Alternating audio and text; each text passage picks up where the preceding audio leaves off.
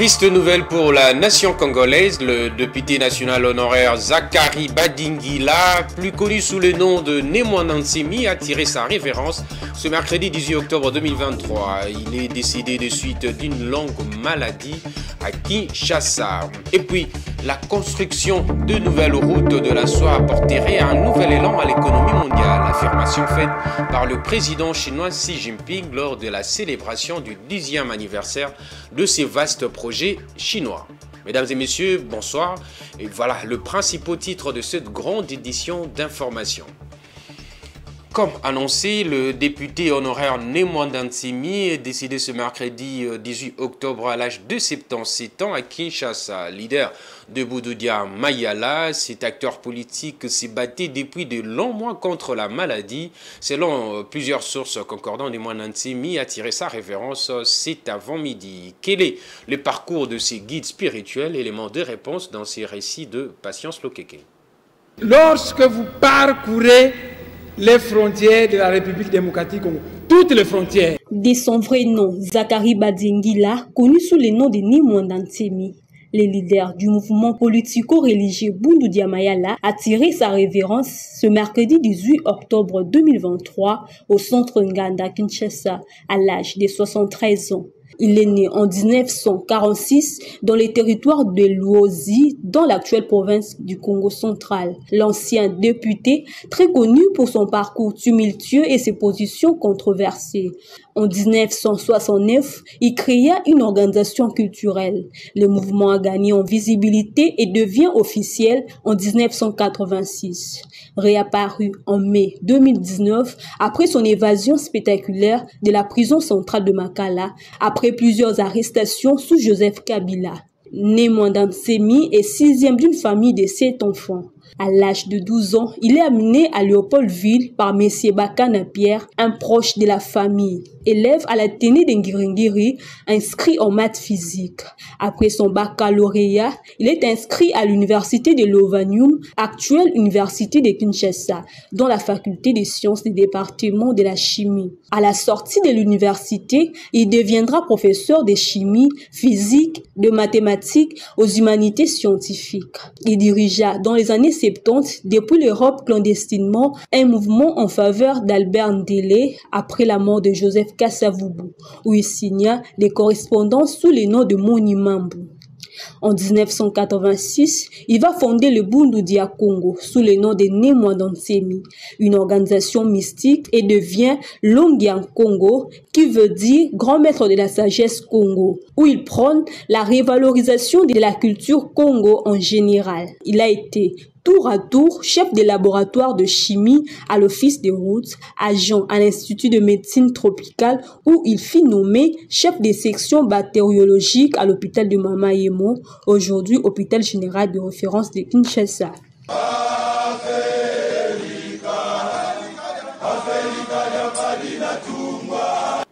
Changeons de chapitre. En mission d'évaluation préélectorale en République démocratique du Congo, la délégation de la communauté de développement de l'Afrique australe, SADC, a échangé hier mardi 17 octobre avec le président Bahati Lukwebo et Christophe Mbosso, respectivement président du Sénat et de l'Assemblée nationale, deux chambres du Parlement congolais. Ils ont présenté aux émissaires de la SADC les réformes initiées par leurs institutions pour renforcer la transparence du processus électoral en prélude des élections générales de décembre de l'année en cours. Parmi ces réformes figure notamment la recommandation de publier le résultat de vote bureau par bureau. Je vous propose de suivre le président de l'Assemblée nationale dans cet extrait choisi par Rachel Misenga.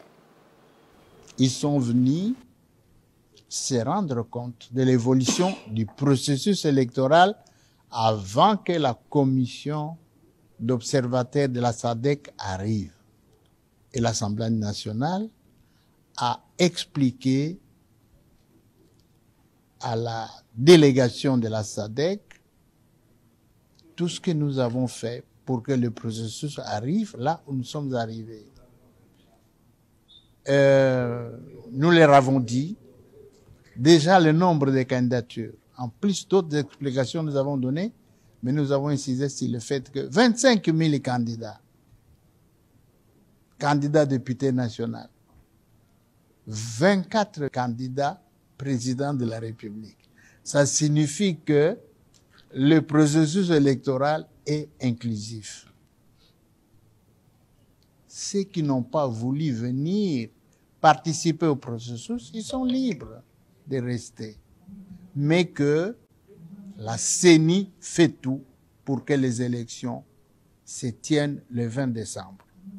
Et tous les partenaires, même la SADC, s'ils veulent nous aider, qu'ils viennent observer les élections. Nous promettons à tout le monde que les élections seront libres d'abord, inclusives, transparentes et apaisées. La sécurité sera assurée à tout le monde. Parlons à présent de la décision sur l'allègement progressif et graduel de mesures d'exécution prises dans le cadre de l'état de siège instauré en mai 2021 dans deux provinces, la province du Nord Kivu et de l'Ituri, des provinces en proie à l'activisme de groupes négatifs dont le M23. Cette décision fait couler beaucoup d'encre et de salive au regard de temps qu'a pris l'état de siège. Quelques acteurs de la société civile des provinces précitées s'y sont exprimés quant à ces suivants. Les dans cet élément signé, choisi par Francine Moukeba. Alors, moi, en tant qu'analyste, activiste de la société civile, je me dis c'est une forme de sévrage. C'est-à-dire, il ne faut pas quitter d'une mesure la plus haute et chuter vers une mesure habituelle, donc le mode de gouvernance habituel. Il a pris juste les justes milliers, mais ce qui manque, le risque de relâchement au sein de l'appareil sécuritaire, oui, il faut qu'il y ait, à travers une ordonnance, il faut préciser les mesures d'accompagnement de cette décision. D'autant plus qu'il y avait des mesures liées au couvre-feu, bon, même si c'était jadis levé, mais le chef de l'État y est revenu encore dans sa décision, donc ça sera levé peut-être totalement. L'état de siège, le mesure ne va pas provoquer de relâchement parce que déjà, pendant l'état de siège, il y a des manifestations qui se faisaient. C'est qu'on avait élevé cet équivoque-là, ce niveau-là.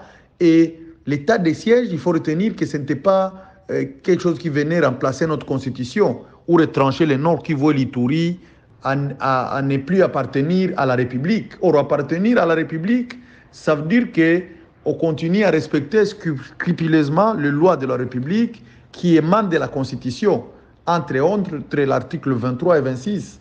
On faisait toujours des manifestations à Goma et on continue toujours à les faire. Sur le plan économique, nous pensons que l'état de siège a handicapé notre province. Là, je parle particulièrement du Nord Kivu parce que les réalités sont contraires par rapport à Ituri, où peut-être le gouverneur Luboya, lui, a fait quelque chose par rapport à l'avancée économique et développement. Mais chez nous, nous plairons. Ça veut dire qu'on reste avec un mauvais souvenir de l'état de siège qui est venu spolier nos parcelles, qui est venu multiplier des taxes et des tracasseries et autres, et que nous pensons peut-être qu'avec le gouverneur actuel militaire qui aujourd'hui a une méthode de faire participer la population, de consulter certaines couches et aussi de se soucier des questions sécuritaires, nous espérons que certaines tracasseries vont disparaître et que ces actes-là de spoliation vont cesser. Voilà, là vous venez de suivre le propos recueilli par Francine Moukeba. Parlons économie, il n'y aura pas de perturbation dans la fourniture du carburant dans la partie ouest de la République démocratique du Congo. Voilà, c'est que rassure le gouvernement congolais au terme d'une séance de travail convoquée par le Premier ministre Jean-Michel Samalou Kondé, le ministre de Finances, le ministre des Hydrocarbures, le représentant de pétroliers et de banques ont pris part à cette réunion de travail. Suivez l'argentier national Nicolas Kazadi qui a fait le point de cette réunion. Ce mercredi à Kinshasa, par exemple, aucune perturbation en produits pétroliers n'est constatée. Et cette rencontre a eu pour but d'harmoniser les vues et faire une mise au point sur la situation qui prévaut dans le secteur pétrolier, notamment la problématique du paiement des manques à gagner que le gouvernement doit aux pétroliers pour parer à toute perturbation dans l'approvisionnement. L'Union avait pour objectif de harmoniser les points de vue pour finaliser l'accord intervenu entre le gouvernement, la profession pétrolière et les banques. Il s'agit du refinancement d'une partie du manque à gagner dû par le gouvernement aux pétroliers. Et donc nous avons fait les derniers réglages et nous pensons que dans les tout prochains jours, nous allons procéder à la finalisation complète de cet accord.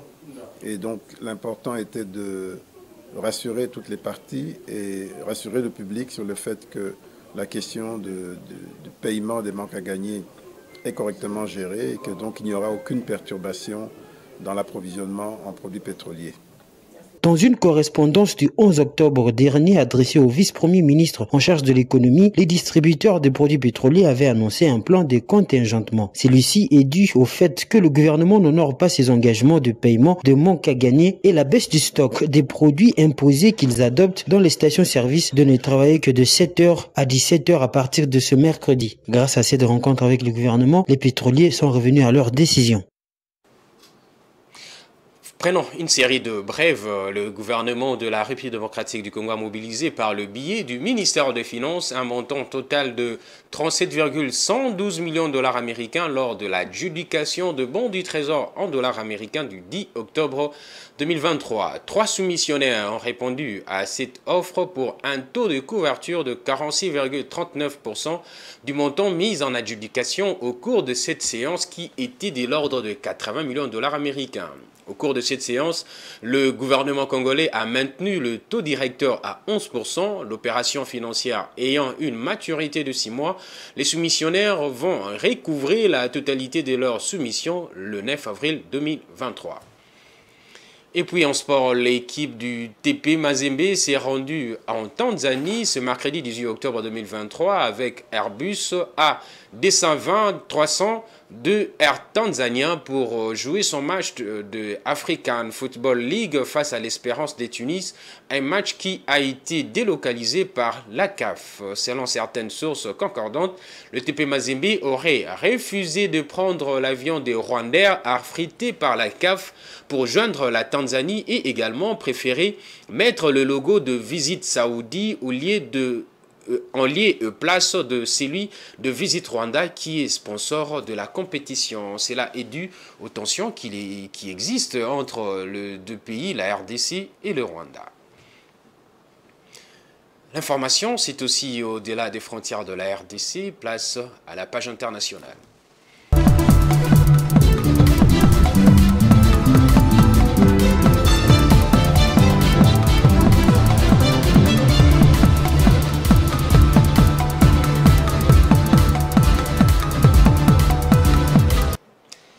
La croissance économique de la Guinée affiche de bons résultats. Selon le cadrage macroéconomique de l'année budgétaire 2023, le taux de croissance économique de ces pays d'Afrique de l'Ouest devrait se situer à 6,1% en 2023 contre 5,5% en 2022. Les taux d'inflation devraient quant à lui atteindre 9,2% contre 10,5% en 2022. Blaise Kouzola. En Guinée, le taux de croissance économique a atteint 5,5% en 2022 contre 4,9% en 2021 selon les chiffres officiels. En dépit du contexte de rectification institutionnelle et de refondation de l'État, l'économie guinéenne a été résiliente grâce aux efforts soutenus de nouvelles autorités. Le taux d'inflation du pays a été ainsi porté à 10,5% en 2022 contre 12,6% en 2021. Selon les résultats du cadrage macroéconomique de 2023, le taux de croissance économique de la Guinée devrait se situer à 6,1% pendant que le taux d'inflation devrait passer sous la barre de 2 chiffres, soit 9,2%. Dans la poursuite de ses actions en faveur d'une coopération africaine réussie, la Guinée ambitionne la création d'un institut international de développement de la coopération sud-sud et triangulaire, offrant ainsi de nouvelles opportunités de développement économique et social pour la Guinée et d'autres pays en développement. Les perspectives macroéconomiques économique de la Guinée s'avère bonne. Selon les prévisions, les taux de croissance de l'activité économique en Guinée devraient atteindre environ 7% en moyenne et les taux d'inflation contenus à 5,8% sur la période 2024-2028. Parlons à présent de la célébration du 12e anniversaire du projet de la route de la soie en Chine. Le président chinois Xi Jinping a défendu ce mercredi 18 octobre la nouvelle route de la soie, vaste projet d'infrastructure porté par Pékin devant une centaine de pays.